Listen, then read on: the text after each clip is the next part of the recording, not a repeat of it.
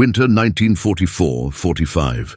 The Ardennes snow falls silently over the Ardennes forest. The white stillness is broken only by the hum of tank engines buried in frost. Inside a Sherman tank of the 3rd Armored Division, breath clouds the air. The crew waits, eyes fixed through periscopes, knowing somewhere beyond the trees, panthers are hunting. A German gunner laughs in the distance, his voice echoing through radio static. "The Shermans are fireflies," he says, "pretty when they burn." It was the same cruel joke whispered across every German unit on the Western Front.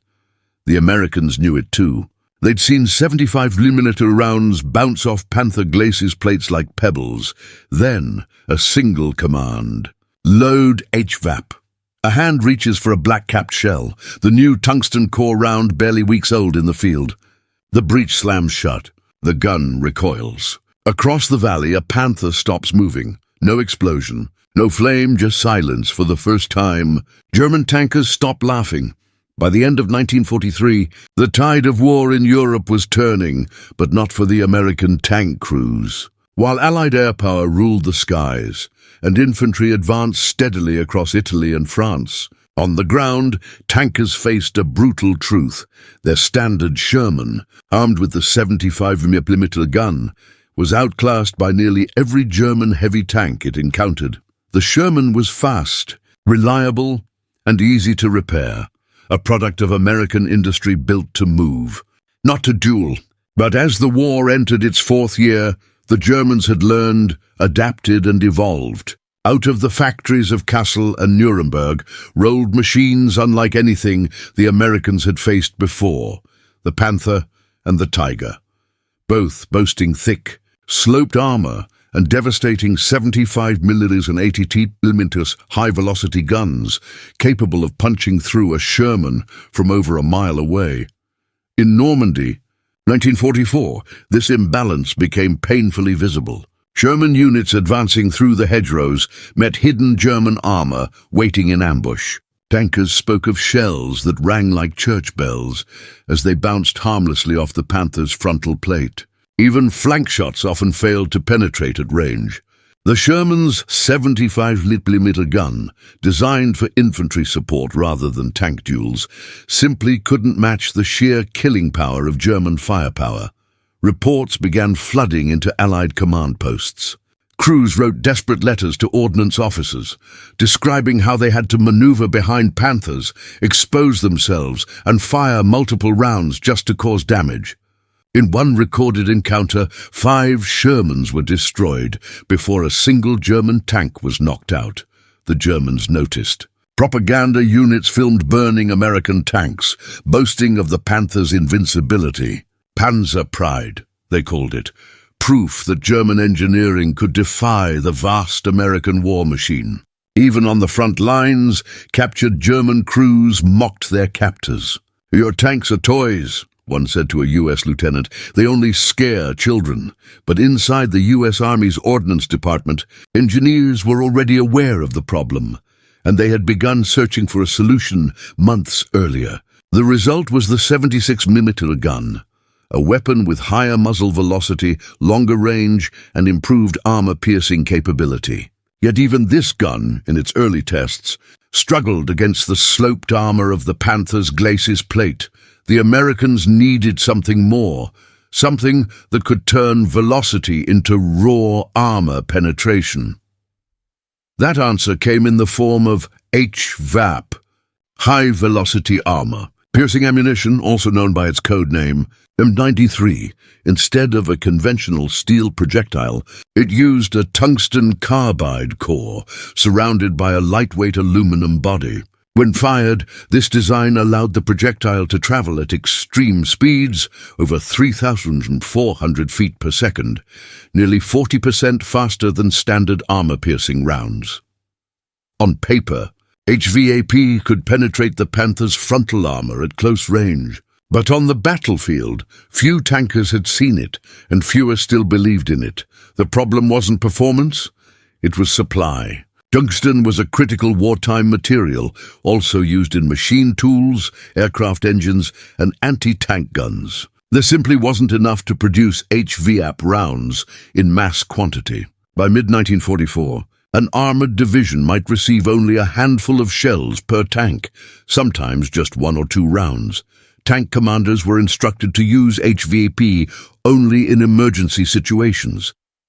For most crews, that meant the moment they saw the long, dark silhouette of a panther or tiger crossing their gun sight.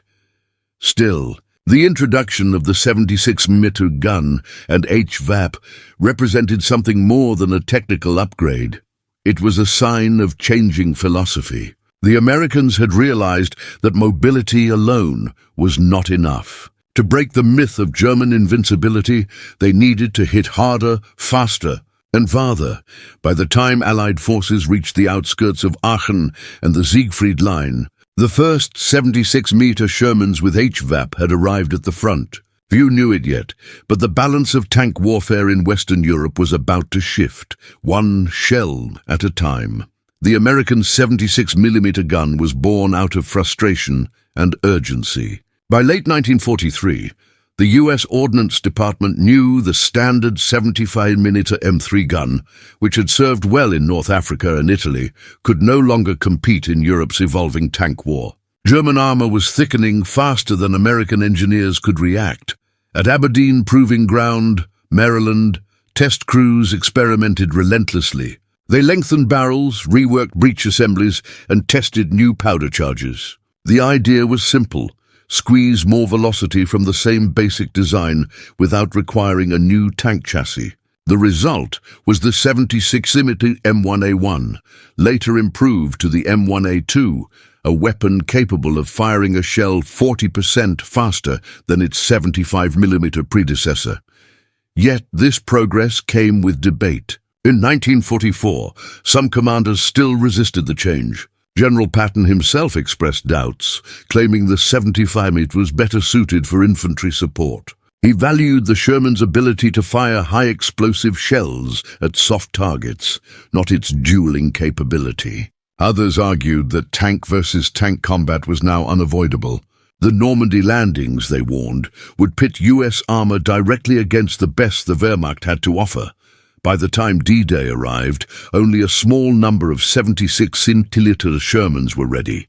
Most of the divisions that stormed Normandy's beaches were still armed with the older 75mm models. When they finally rolled into France's narrow hedgerows, the consequences became clear. German Panthers, stationed behind camouflaged tree lines, opened fire at ranges the Americans could barely reach. The Sherman's thin frontal armor offered little protection. Shells punched through effortlessly, igniting fuel and ammunition. Inside the tanks, crews had seconds to escape the fireball. Survivors recalled the horror vividly: the flash, the smoke, the screams trapped inside burning steel. The Americans called it the Hedgerow Massacre. But behind the chaos, lessons were being learned. Field officers began requesting the 76mm variants as soon as they became available. Reports from the front described their improved accuracy and range. And when loaded with the new HVAP M93 rounds, crews noticed something extraordinary. Against the Panther's side armor, the shells cut through like knives through glass. Against the frontal plate at close range, they sometimes achieved complete penetration, something no American gun had done before.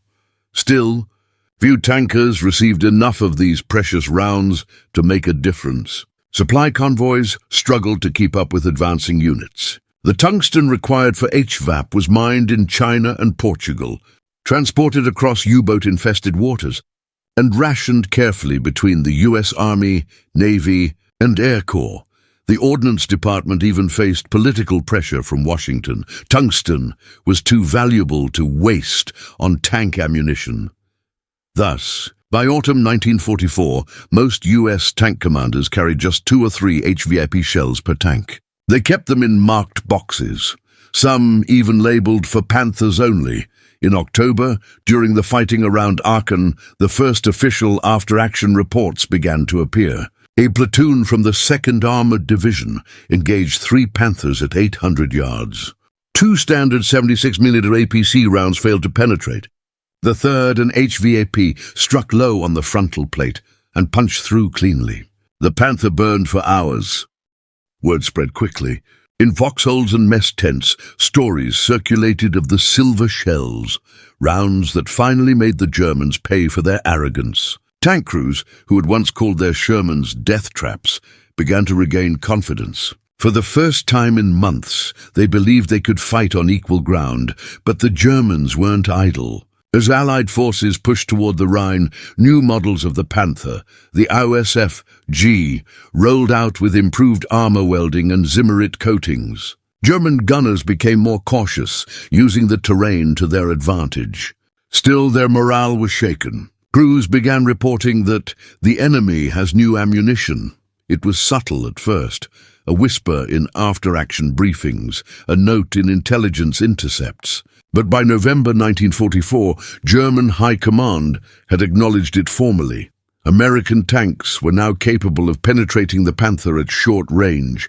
And so, when the snow began to fall that December, and the Ardennes forest became the stage for Hitler's final counter-offensive, the old German laughter returned, but quieter this time. The Wehrmacht believed the Shermans still stood no chance. What they didn't know was that hidden among those whitewashed tanks rolling toward Bastogne were crews armed with something entirely new, something they'd been waiting months to use. The HVAP round was no longer a laboratory experiment. It was a weapon of vengeance. The technological angle, the science of speed and penetration, the high-velocity armor-piercing round, HVAP, was not just another shell. It was a precision instrument born of desperation and physics, where a conventional armor-piercing shell relied on mass and momentum. The HVAP traded weight for velocity. Its secret was the dense tungsten carbide core, encased in a lightweight aluminum and steel jacket. When fired from the 76mm gun, the lighter outer body shed quickly in flight, allowing the dense core to maintain staggering speed. At the muzzle, the HVAP left the barrel at nearly 3,400 feet per second, a velocity unheard of for most Allied tank guns of the time. In comparison, the standard APC armor-piercing capped round managed just 2,600. On impact, the tungsten dart focused all that kinetic energy into a pinpoint. Instead of deforming or shattering, it sliced into armor. Tests at Aberdeen and Fort Knox showed HVAP could penetrate nearly 140 millimeters of homogeneous armor at 500 yards, enough to pierce the frontal plate of a Panther under ideal conditions. In the lab, it was revolutionary. In the field, it was terrifying. Crews soon realized that the round's sheer speed changed everything about how they aimed. Range estimation became less critical. Trajectory was flatter, and time to target almost instantaneous. German gunners, trained to exploit long-distance duels, suddenly found themselves on the receiving end of near-invisible shots. The HVAP round hit before the sound reached them. To the Americans, it was a scientific miracle. To the Germans, it was a ghost, unseen, unstoppable, and unexplainable. The tactical angle, how tankers adapted to a new kind of fight before HVAP. Sherman tactics relied on numbers, mobility, and luck. Crews avoided head-on duels with Panthers or Tigers. The doctrine was simple: flank, maneuver, and strike from the side or rear. Tankers learned to use smoke, speed, and deception, but not power. HVAP changed that equation. Suddenly, a well-trained crew could engage from positions they once avoided. Tank commanders began integrating HVAP into their fire plans. First round standard, second or third round HVAP, aimed at precise weak points, the gun mantlet, lower glacis, or turret ring. One American tanker recalled in a post-war interview, "We used to feel like rabbits, dodging the hawks." Once HVAP came in, we started hunting. The new rounds demanded restraint, though. With only a few per tank, commanders had to choose their moment. In battle, that decision became ritual. When the crew spotted the long, flat hull of a Panther, the order came: load HVAP. The loader's hands trembled not from fear, but from anticipation. The moment the breech locked, everyone knew. This shot mattered. In some divisions, like the 3rd and 4th Armored, gunners even chalked for Panthers only on HVAP cases. It wasn't just ammunition, it was revenge. German commanders began noticing more frontal hits that didn't ricochet. After months of confidence, they started keeping greater distance. Ambushes grew shorter, engagements quicker. The psychological balance shifted, subtly but decisively. The psychological angle, pride, fear, and the shattering of certainty. War is not only fought with steel and fire, but with belief. For years, the German tank corps believed in their invincibility. The Panther and Tiger were not just machines. They were symbols of superiority, proof that German craftsmanship could outmatch American mass production. Tank crews laughed over captured Shermans, calling them Tommy Cookers or Ronsons, named after the lighter brand, because they always lit the first time. For American crews, that mockery burned deeper than the fire inside their tanks. But the moment HVAP arrived, something fundamental changed.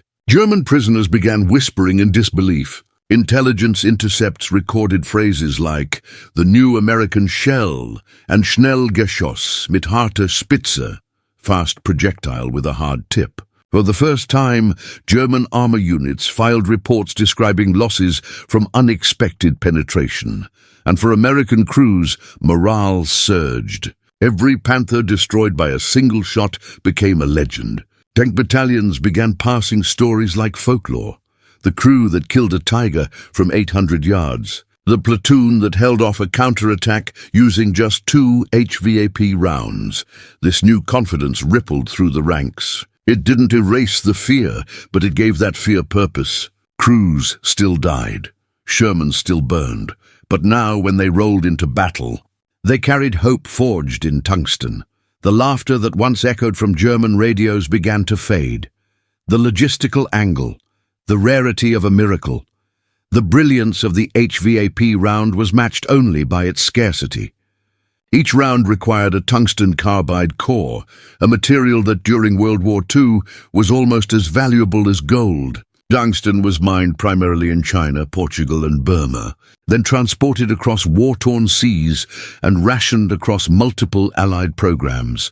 The United States needed tungsten for machine tools, for cutting steel and aircraft parts, and for armor-piercing shells used by the Air Corps and anti-tank guns. The War Production Board faced impossible choices. How much tungsten should go to a tank round when factories also needed it to keep the war machine running? As a result, the supply chain bottlenecked. Even by late 1944, most armored divisions received only a few dozen HVAP rounds for the entire unit. Some tank companies distributed them by lottery, 1 or 2 shells per tank. Others gave them only to platoon leaders or veteran gunners, trusted not to waste them. Reports from the front are filled with irony. In one, a tank commander writes, "The new ammunition works beautifully when we can get it." Another crew scrawled "Tungsten Dreams" on their Sherman's hull, mocking the elusive supply. By the Battle of the Bulge, HVAP had become both weapon and myth. Crews cherished it, guarded it, and saved it for the perfect shot. Logistics officers, meanwhile, struggled to keep records straight as tungsten stockpiles dwindled. By January 1945, the Ordnance Department estimated only 10% of frontline Shermans had HVAP available. But those few, those lucky few, would change the course of tank warfare on the Western Front. The battlefield angle, field reports, and frontline truths, the first official combat report crediting the HVAP with a confirmed Panther kill came from the 3rd Armored Division in late October 1944. During a firefight near Stolberg, a Sherman gunner fired at a Panther from just under 700 yards. His first 2 standard armor-piercing rounds deflected. His third, an HVAP, punched through the lower glasses, exiting through the rear hull. The Panther burned in under a minute. The crew's radio call was brief and stunned. "Panther destroyed." Repeat, "Panther destroyed." From that point, similar stories began to surface. In Lorraine, the 4th Armored Division's a company, recorded an engagement where a single German disabled two Panthers in less than 5 minutes. Both hits using HVAP. The Ordnance Board later confirmed those penetrations would have been impossible with standard ammunition in one of the war's most famous tank engagements. The Battle for Bastogne, HVAP rounds played a critical but quiet role. Outnumbered, freezing and surrounded, Sherman crews from the 10th Armored Division used every trick they knew. When a Panther appeared on a ridgeline overlooking their position, one crew from Cobra White fired their only HVAP round. The shell struck just beneath the gun mantlet, and the German tank never fired again. Word of mouth carried faster than official reports. Crews began treating HVAP rounds as talismans, lucky shots that could turn death into victory. A few even carved crosses or initials into the casings before loading, calling them holy shells. To the Germans, these isolated incidents were confusing, even frightening. Field commanders noted unexplained penetrations in post-battle analyses. Technical officers began collecting wrecks to study them. At one captured Panther testing site near Cologne, investigators found holes so clean they looked drilled. One officer wrote, "The Americans must have a new type of core. Our armor is no longer safe. The myth of invincibility had cracked." The enemy's angle. When the hunters became the hunted for months, German tank doctrine had relied on psychological superiority. The sight of a Panther alone often forced Allied crews into retreat. But once HVAP appeared, that aura began to erode. Radio intercepts from January 1945 show German commanders warning units to avoid frontal engagements against Shermans at short range. The recommendation was unprecedented. A quiet admission that the battlefield had changed. German gunners, who once opened fire with confidence, began hesitating. They moved more cautiously, repositioned after every shot, and avoided close duels. Some even reported hearing cracks of return fire, unlike any American shell they had known, a sharper, faster impact that left no time for reaction. In propaganda broadcasts, German officers still called the Sherman inferior, but privately they complained. One tank ace from Panther-killer wrote, "They are no longer afraid. They come straight for us." That shift from fear to defiance was perhaps HVAP's greatest victory. It didn't destroy thousands of Panthers. It destroyed their legend. The laughter that had once filled German radio chatter now turned into static, cold, clipped transmissions of units retreating through the snow. The burning tanks lighting the forest behind them. The hunters had become the hunted. The morning of December 19th, 1944, was silent and grey. Snow muffled the sound of engines, and fog rolled low through the pine forests of the Ardennes. The Battle of the Bulge was in full fury, Germany's last great offensive in the west. Columns of Panthers and Tigers pushed toward Bastogne, cutting deep into American lines. In the chaos, isolated Sherman crews dug in, waiting for armor they knew they couldn't outrun.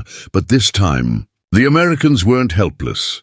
At a frozen crossroads near the Belgian village of Marvy, a small detachment from the 10th Armored Division took defensive positions. Their Shermans, camouflaged in whitewash, were barely visible against the snow. Inside one of them, a 76mm M4A3, the crew prepared for what they thought would be their final stand. Through binoculars, the gunner spotted movement, 3 dark silhouettes gliding between the trees. Panthers. The lead tank halted, its turret scanning. The gunner whispered, "Range 600. The commander hesitated. Standard rounds had failed too many times before. But on the floor of the turret lay one marked shell, M93 HVAP, the tungsten dart gleaming faintly in the dim light. Load HVAP.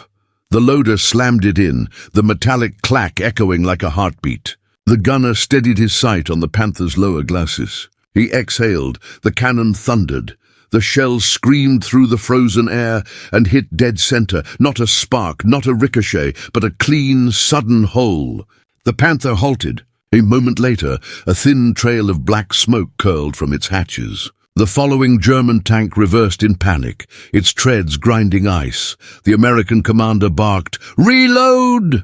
Another HVAP round chambered. The second shot struck the Panther's turret ring, punching clean through both sides. Within seconds, two of Germany's most feared tanks were silent in the snow. Nearby infantry cheered, shouting, "They're burning! They're burning!" For the first time in that bitter winter, Sherman crews didn't run. They stood their ground. Word spread across the radio net faster than any official order. HVAP works. Elsewhere in the Ardennes, similar scenes unfolded. At St. Vith, tankers from the 7th Armoured Division used their limited HVAP stock to stall a German armoured column long enough for reinforcements to arrive. At Bastogne, the spearhead 3rd Armoured Division used the new rounds to destroy advancing Panthers at 500 yards, something unthinkable just months before. To the Germans, the shock was instant and disorienting. Panther crews reported unexpected penetrations from American guns. Commanders, convinced at first they were facing British 17-pounders, soon realized the truth. The American 76mm had changed. The battlefield balance, once so heavily tilted toward German engineering, was shifting before their eyes. Panzer-killer, the elite formation that had once mocked the Sherman as easy meat, now fought cautiously. Reports noted that enemy tank fire is now dangerous even at frontal aspect. German intelligence briefings began referring to the high-speed tungsten shell, an acknowledgement that shattered months of propaganda confidence. For U.S. crews, every HVAP shot felt like vengeance, for comrades lost at Falaise, for the burned-out tanks left in the bocage. For every laugh German radio had broadcast, the 76mm Sherman had finally earned its place in history. And as snow continued to fall over the frozen Ardennes, American tankers learned something even more powerful than technology. They learned that belief could be rebuilt one round at a time. The laughter that had haunted them through France and Belgium was gone. In its place was silence, the silence of German tank engines no longer running. In the days that followed the first HVAP engagements, a strange transformation swept through the frozen front. The Americans, exhausted, undersupplied, and surrounded, began to fight with a confidence the Germans hadn't seen since Normandy. For months, German armoured divisions had advanced under the protection of fear. Every panther or tiger that appeared on the horizon sent ripples of panic through Allied lines. But now, something had changed in the air, something subtle yet unmistakable. It wasn't that the Shermans had become invincible. Far from it. The 76mm's armor was still thin, its silhouette still high, and its engines still flammable. But morale, that invisible weapon, had shifted sides. In after-action interviews, U.S. tankers described it not as courage, but as clarity. They no longer fired out of desperation, they fired with intent. The HVAP round, with its tungsten heart, gave them a single precious chance to fight on even terms. And when they saw the impossible happen, when a panther stopped moving, when a tiger's armor cracked, they realized that German superiority was not destiny, only design. At Bastogne, the tide of that belief became legend. Elements of the 10th and 11th Armored Divisions held against overwhelming German pressure. Snow and fog reduced visibility, and the forest echoed with the rumble of tank treads. Yet among the chaos, small miracles unfolded. A Sherman from Cobra White Company destroyed 2 Panthers at under 400 yards, both using HVAP. Another crew, cornered near Mageray, took out a Tiger II by striking its turret ring, a shot that would have been impossible with standard ammunition. After the battle, a stunned German prisoner told his interrogators, "You have found the key to our armor." Each report reinforced the same realization. The Americans had finally broken the psychological wall. Even the Germans felt it. Oberleutnant Karl-Heinz Junge, a Panther commander, later recalled, "Before, we waited for them to come and die. After December, we had to think before every shot. The Shermans were different, faster, braver, and their shells Faster still, in military terms, the effect of HVAP on the overall war was limited. Tungsten shortages prevented mass deployment. But symbolically, its effect was enormous. It turned a weapon of compromise into one of pride. Tank battalions that once feared open fields now sought them out. Crews began marking their barrels with Panther kill rings. A small gesture, but one that meant everything. In the bitter winter of 1944, even a single tank duel could decide morale across an entire company. By early January 1945, as German forces began to retreat from the Ardennes, Allied intelligence noted an unprecedented trend. The majority of Panthers destroyed in that period were lost to US tanks, not airstrikes, not artillery, but direct armor engagements. The war had not yet been won, but something irretrievable had been lost for the Germans, their armor's myth of invulnerability. Across the white forests and frozen roads, burned-out Panthers and Shermans alike lay scattered, their black silhouettes rising like monuments to the winter that changed everything.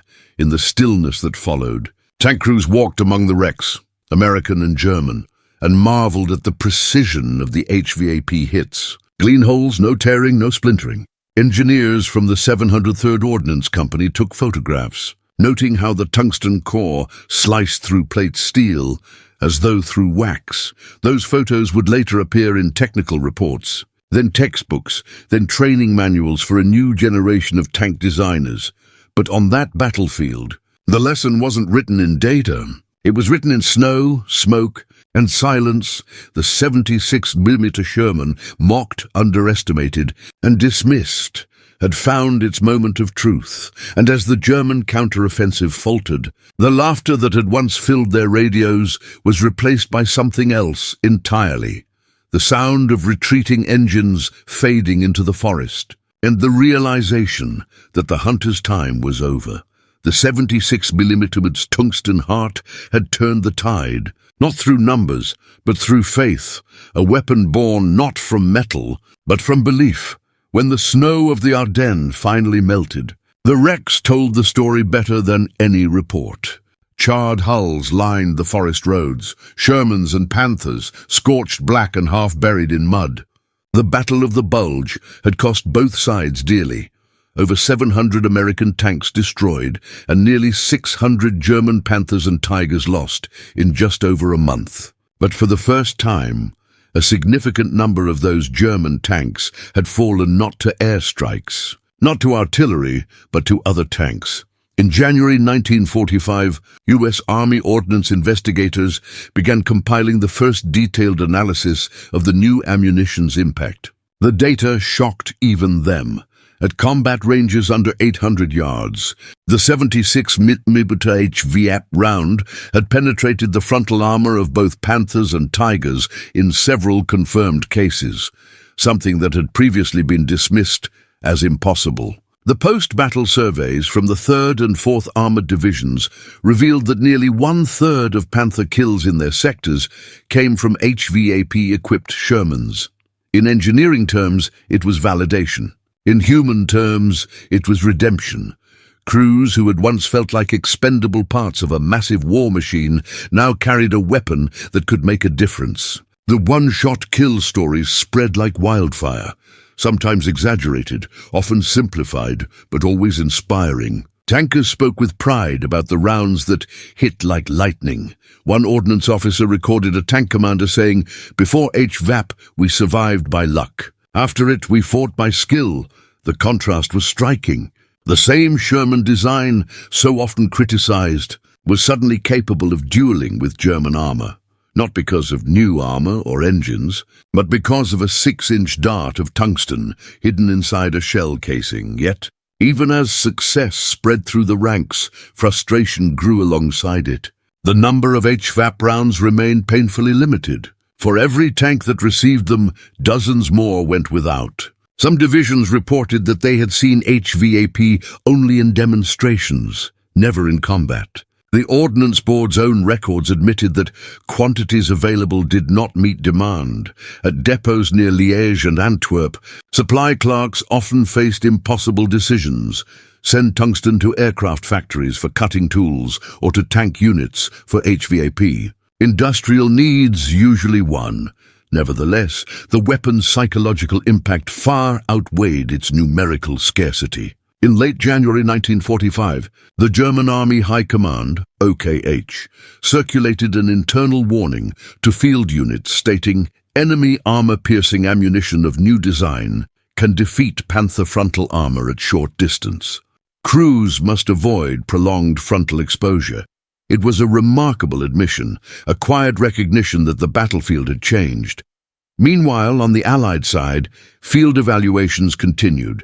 The Ballistic Research Laboratory in Maryland published penetration tables showing that the 76mm HVAP could pierce up to 178 millimeters of armor at 100 yards and 125 millimeters at 1,000 yards, depending on impact angle.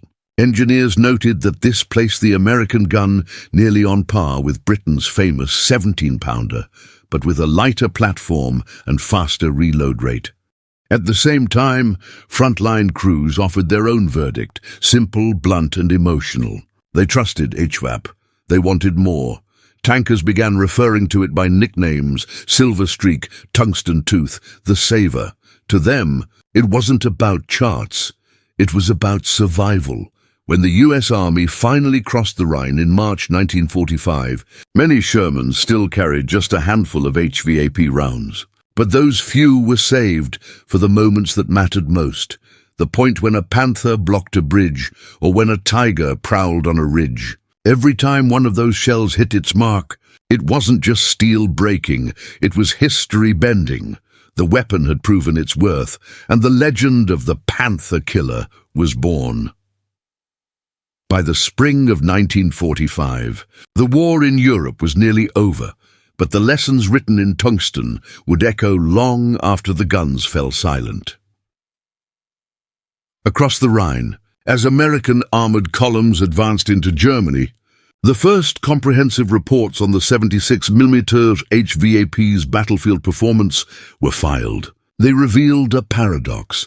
Though HVAP had appeared too late, and in too few numbers to change the course of the war on its own, its effect on doctrine, design, and morale had been revolutionary.